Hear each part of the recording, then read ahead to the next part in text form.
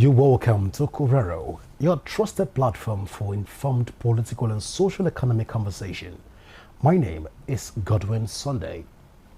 Well, agriculture, once the pride of Nigerians' economy, now struggles under the weight of insecurity, poor infrastructure, inconsistent policies, and climate challenges. Despite being blessed with vast arable lands and a youthful population, the nation still battles with low productivity, post-harvest losses, and rising food inflation that continues to strain household incomes.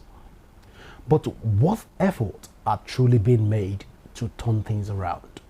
Are current government initiative, private sector partnerships, and research-driven innovations enough to reposition agriculture as the backbone of Nigerians' economy once again?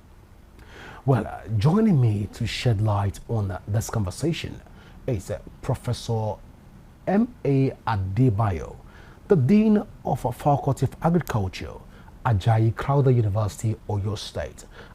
And we will be assessing the ongoing effort and strategies by the government and private sector aimed at improving agricultural productivity across the country.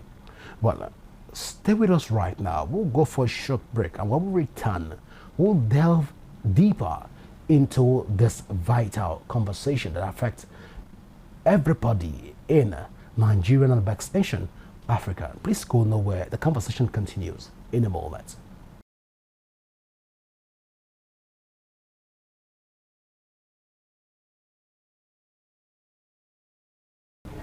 You're welcome back. Well, Prof, I don't know if you can hear me. I'm trying to find out from you right now.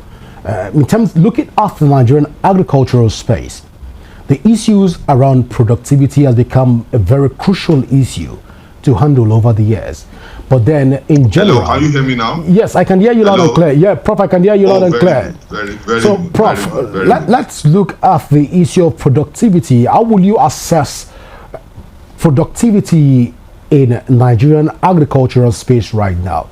Are we there yet, or we are still far from our destination of being a productive nation, agricultural-wise? Thank you very much. I would say that Nigerians are doing a lot in the agricultural space. We are really trying to make all the difference that there is to make. But it's a journey. We are on a journey, obviously. We are not there yet, but I believe that a lot of efforts are going on the part of the government and on the part of individual farmers in the country, particularly the large-scale farmers, people who have the money and are investing in agricultural enterprises, in agricultural production. Quite a lot of efforts are going on, and I believe that we are on course. We are on course, and someday soon we'll be able to say that it is Uluru in the country when it comes to food production. I'm so optimistic. I'm very hopeful. Well, Prof, a lot of people would disagree with you in this submission. When you look at the scale of farming in Nigeria, we tend to still operate on a very low scale when it has to do with agricultural productivity. When you look at this, is this a nation that is ready, when you assess Nigerian, is this a nation that is ready to grow within this old space? Let's even talk about these issues, Prof. Thank you. We cannot always push a negative narrative about everything. But Prof, it's not about the negative narrative. It is what it is right now, Prof. Yeah, please go ahead. Optimism, I get you. I understand what I'm probably supposed to say. We know that as a country, in so many sectors of the economy, that the indices are not really showing positives. I understand that perfectly. But are we going to take away the efforts that peasant farmers in the country who are feeding us are making? People are really making a lot of investment in agriculture. If we now want to talk about maybe the roles of government and the rest of it in terms of providing the enabling environment, infrastructure, and then and all of that can support agricultural production, enhance agricultural production, yes, we can then begin to look at where we are not really doing well.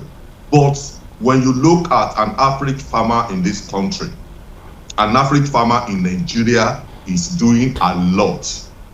And it is their collective efforts. We are being fed in this nation by smallholder farmers. I tell you, do you know that the big farmers who have the resources to do all sort of things, their outputs, the agricultural outputs are not feeding us in this country. The real people that are feeding us, contributing to our food baskets, are the small scale and medium scale farmers, and they are making all the efforts individually. So I would not want to rubbish the efforts that these individuals are making on this program tonight. I would rather say that Nigerian farmers are doing what they need to do to make the country move forward. But they can still, when they get the right support, they will be able to do better. Well, Prof, let's talk about the issues around climate change. Now, why I'm going to climate change in a hurry is because a lot of Nigerians are becoming more hungrier by the day. They're getting hungry on a daily basis. So when we look at the climate change, can we say that this has automatically made Nigerian farmers to be lazy on one hand? On the other hand, can we say that unpredictable rainfall patterns has affected output and yields across the country? Why are we not having sufficiency of food, knowing fully whether we have arable lands across the country? Thank you very much. I think you are now going there now. The problems that we are facing globally that are beyond what farmers, ordinary farmers, or any individual at all can surmount. The issue of climate change is becoming a nightmare, and it is real. It is so interesting that some section of the society still believe that climate change is an academic thing. It's just something there. But for us who are in the field, we now know that climate change is real. And climate change in terms of extremes of weather conditions, when you have too much of rainfall, when you are expecting to have a little of it, and when you have too little or no rainfall at all at the time that your crops are on the field and they need so much water. We now have unpredictable weather conditions. We have a protracted drought spell affecting crops and damaging investment. I would say that climate change has brought so much problems for farmers, particularly those who do not have the resources to mitigate the impacts of climate change. Climate change has reduced farmers to as if they do not even know exactly what they are doing. The same farmers that have been working very hard and doing so well before, it has seems now that they are not making enough efforts. So yes, climate change has made the problem of food production more compounded. It has become a bigger problem that we used to have it, because productivity is actually dropping as a result of unpredictable weather conditions, particularly when it has to do with protracted drought that you talked about. That has significantly reduced agricultural productivity, particularly crops, food crops that we feed on. Yes, climate change has been a problem. Well, Prof, when you said climate change has been the problem, I thought you would also add that research institutions and universities have not also done enough in terms of seed quality and also crop resilience. But then you are within the academic space, and of course, I know that you are a traditional agricultural and you are a farmer by practice. So let's bring you to that point. Can we say that the university and research institutions right now, based on this climate change, have failed Nigeria in terms of ensuring that we have enough productivity within the agricultural space? Interestingly, I am a plant breeder, and then I'm actively involved in developing crop varieties that are drought tolerant. Actually did my PhD on investigating drought tolerance in hybrid maize development. So I know exactly what you are talking about. And I know the efforts that research institutes, particularly the international research institutes like the International Institute of Tropical Agriculture and CIMMYT, that is headquartered in Mexico, that have their presence in so many countries across the world. I know the huge efforts that the breeders are putting into developing crop varieties that are climate smart and resilient. So a lot of efforts are going on. But in our own particular situation in this country, you will agree with me that there is poor funding for agricultural research. Maybe not only agricultural research, maybe research generally in our universities. As we are talking about now, my colleagues in the public universities, in the public institutions, universities across this country, they are on strike. And one of the reasons why they are striking is because of poor funding of research. And agriculture has to be at the receiving end of it all. Maybe government will even want to pay attention into funding entertainment, funding health care, and then what have you. But when it comes to agriculture, very little is being done in terms of funding that is required to bring about the needed change, the change that we are looking for in terms of the development of crop varieties that are resilient and climate smart. Yes, we just have to appeal to government like we used to do, that they need to do more in terms of funding research, particularly in agriculture, so that we can have crop varieties that will be resilient in the face of these erratic weather conditions that are coming to us as a result of climate change. In other countries, I know that a lot is going on in terms of funding irrigation facilities, creating a lot of opportunities for farmers, so that when there is a problem that has to do with drought spell, for example, they are able to use those facilities to mitigate the impact of drought. But in this country, we can only hope that government will continue. We will continue to speak to government, and they will continue to listen to us and do the right thing. Well, Prof, a country like ours that still has no clear route, no clear direction when it has to do with its precision farming. It has no clear definition of its mechanization policy, no clear definition of digital platform to even drive and improve small-scale farming development.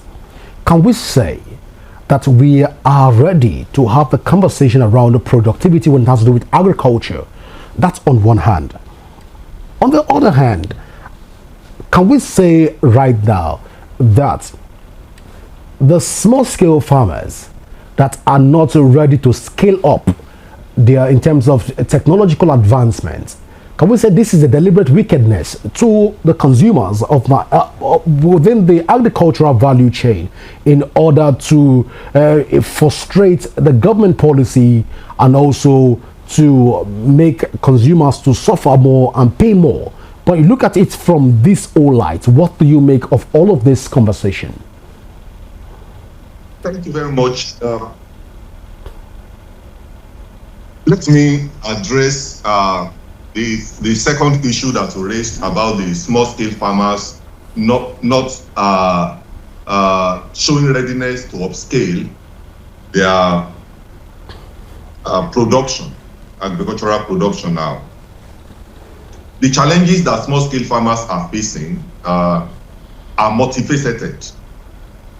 They are quite real challenges.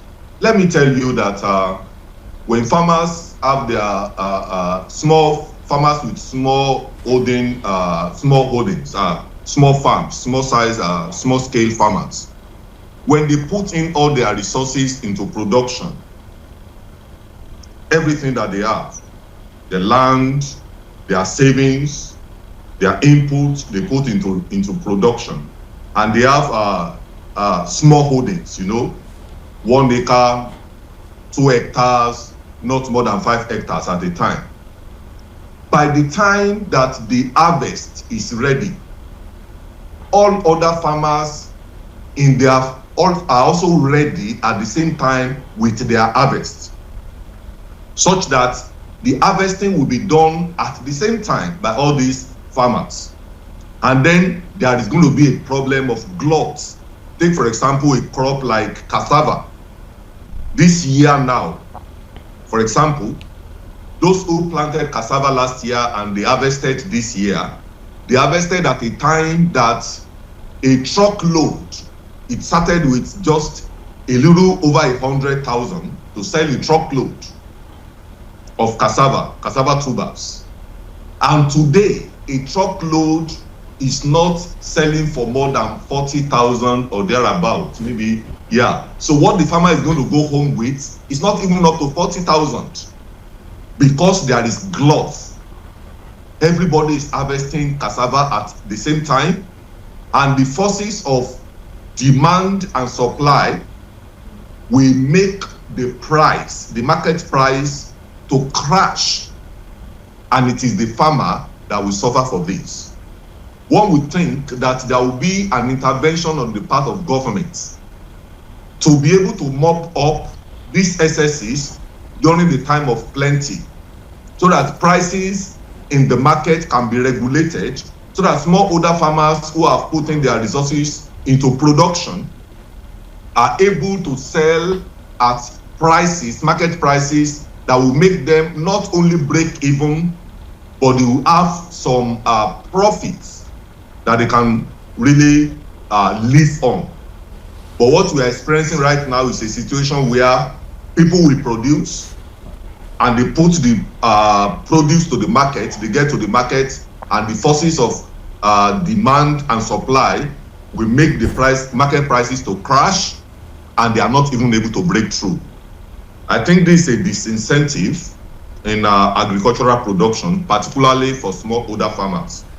And it is government intervention that I think can bring about some succor to the smallholder farmers. I don't think there is actually a deliberate effort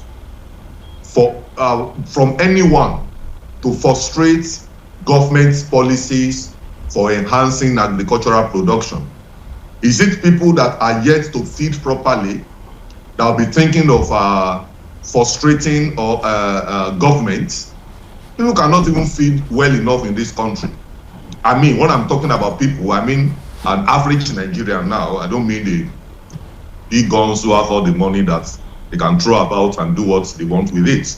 I'm talking about an average Nigerian. So many Nigerians cannot even feed so well. Well, Prof. Is it people?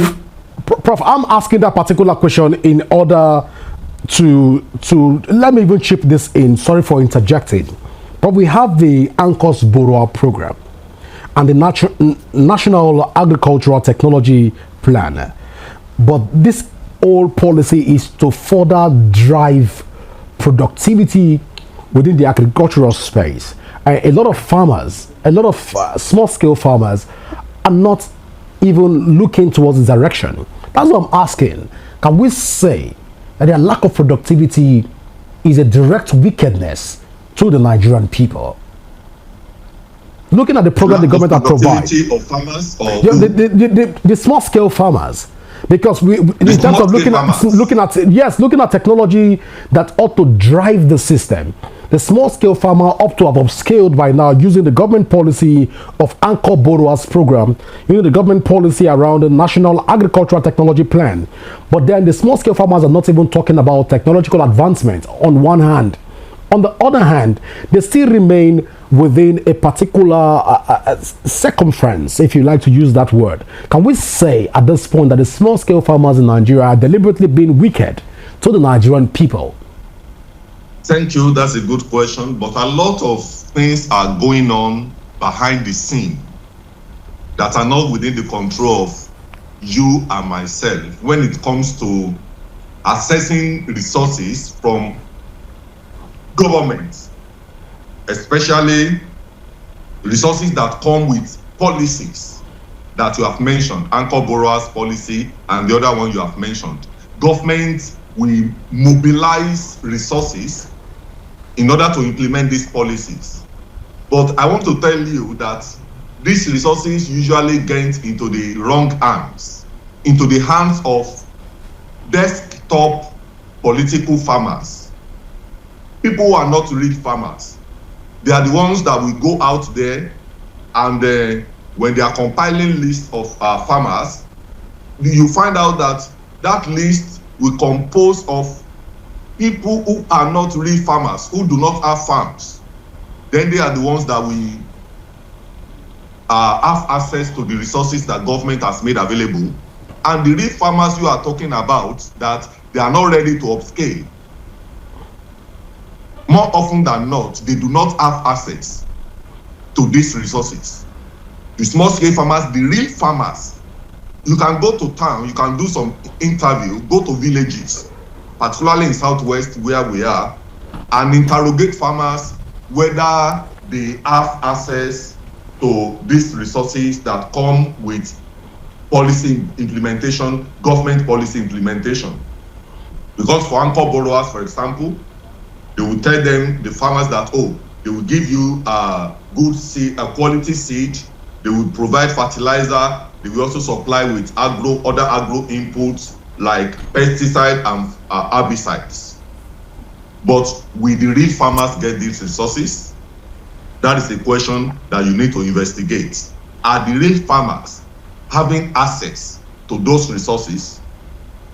And again, in terms of saying that farmers are not ready to upscale, the facilities that will enable them to upgrade their productivity, do they have the wherewithal?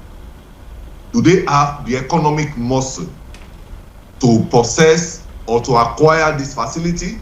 In other countries, you find out that government intervene. I stumbled on a very brilliant document about agricultural policy in Nigeria in the late 80s or so. You will realize that government really knows what to do, but the implementation, it is always a problem with implementation. I read a very brilliant document in terms of government policy on water resources, government policy on seed and other planting proper goods, government policy on even extension services, government policy on livestock production, government policy on this, on that, on that. So many brilliant things that have been written down that, if well implemented in this country, we should not be talking about food and nutrition insecurity. We should be talking about self-sufficiency in food production by now. But we are always faced with the problem of implementation of these policies that we are talking about. So much money will be mobilized to execute the policies, but will this money get into the hands of the real farmers, I think that is an area that I want to challenge you to do a research on, or to carry out some interviews of real farmers, whether truly they are having access to these resources. Well, Prof, so it is not wickedness on the part of small-scale farmers. Yeah, Prof, so we cannot authoritatively say that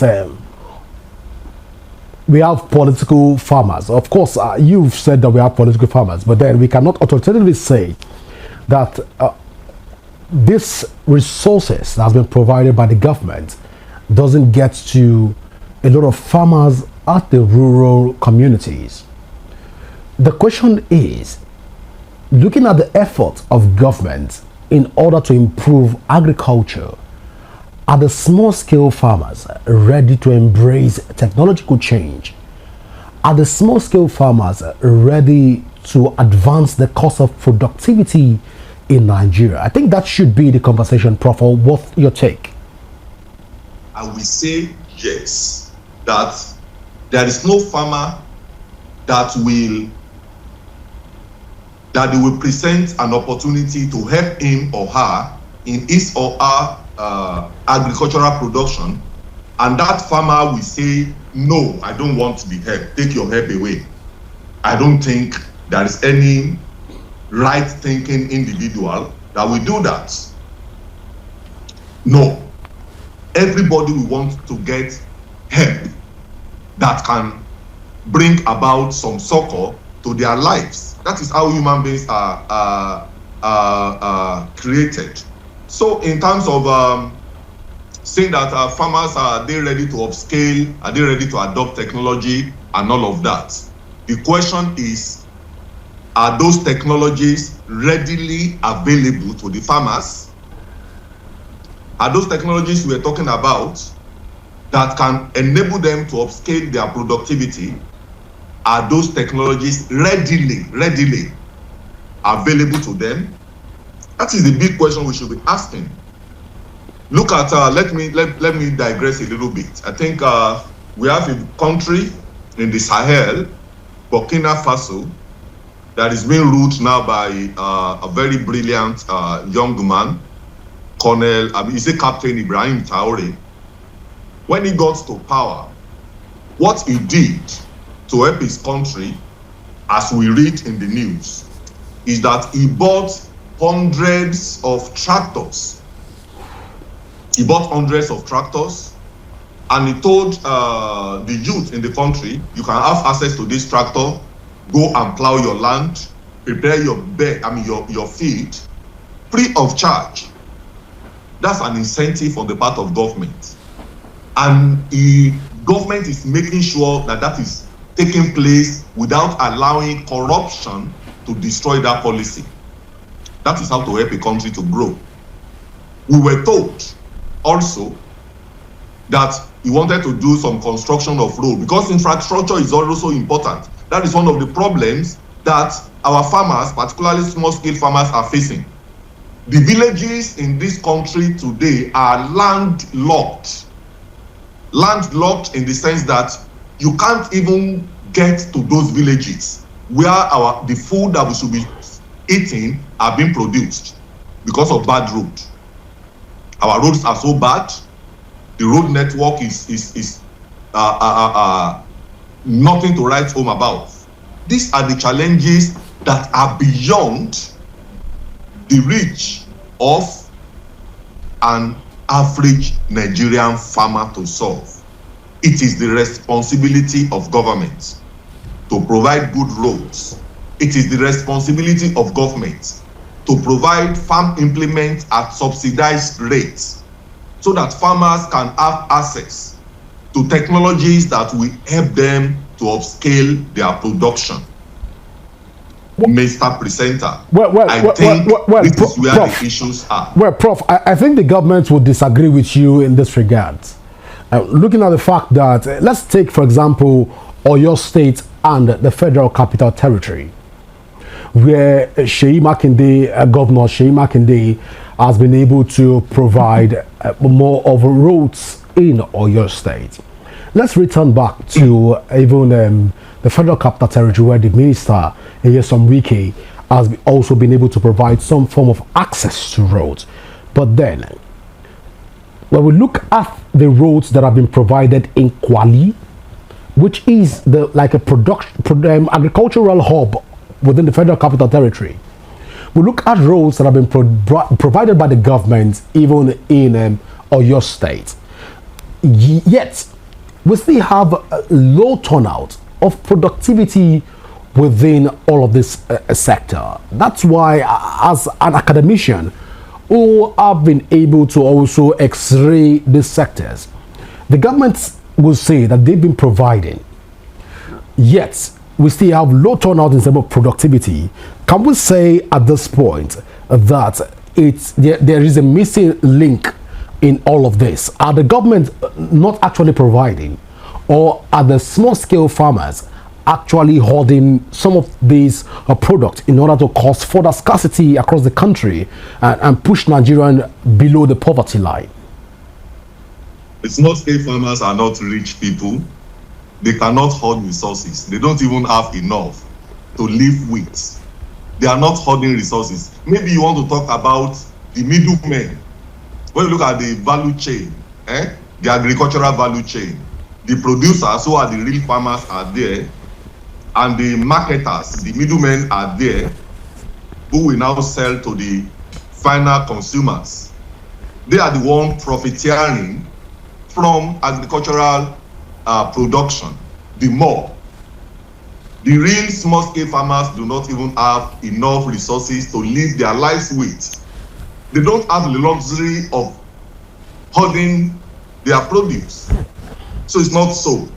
And coming back to infrastructure, you say that this place, they are producing so much road. From where to where are those roads being constructed? Yes, I give it to the executive governor of Oyo State, Engineer Oluseyi Makinde, that is doing quite a lot in terms of building road infrastructure. Kudos to his government. But there's still more to do. That's the point I'm making. We need to take good roads to the rural areas, to the villages, hinterlands, where resource-poor farmers, majority are living, the real villages. I'm not talking about road connections from one town to another town to another town. Yes, that is helping a lot. But for the farmers to move their produce from the villages where they have their farms to those towns where there are roads have been connected, it's taking quite, it's a harrowing experience. We had to go to do some an outreach on quality seed adoption at a particular village. I will not mention the name of the village. And we traveled from my university to the town in less than 40 minutes. Okay? Moving from that particular town to the village where farmers were gathered and they were waiting for us, we spent close to 2 hours on a journey of less than, if I remember, less than 40 kilometers. In fact, the potholes on the road, we swallowed up a saloon car completely. It was a very bad experience. That is what I'm talking about. Those were the roads, feeder roads that lead to the villages that I am talking about, that more still needs to be done on the part of the government to provide road infrastructure to the villages where smallholder farmers are producing the food that all of us are eating. I will never subscribe to this submission that smallholder farmers are the ones hoarding food. They have not even had enough money to pay their children's school fees. They have not got the good things of life that they need. Why will they be hoarding the produce that they have made? Maybe you want to talk about people hoarding agricultural produce. We should be talking about the middlemen who are profiteering from agricultural production. Well, Prof, let's not even talk about the middlemen. Let's talk about the entire agricultural value chain. When you look at the value chain of agriculture right now, and in few seconds, you want to talk to us about this. Can we say again that we are ready for productivity or to advance the cost of our production in Nigeria, going by your analysis? As individual Nigerians, we are ready to better our lives. Is a structural functional theory. Okay, the structure that we have on ground. So when we look at the structure that's been put in place, we look at the functions of some of the structures that have been put in place. Of course, Nigerian small-scale farmers, large-scale farmers are part of that structure.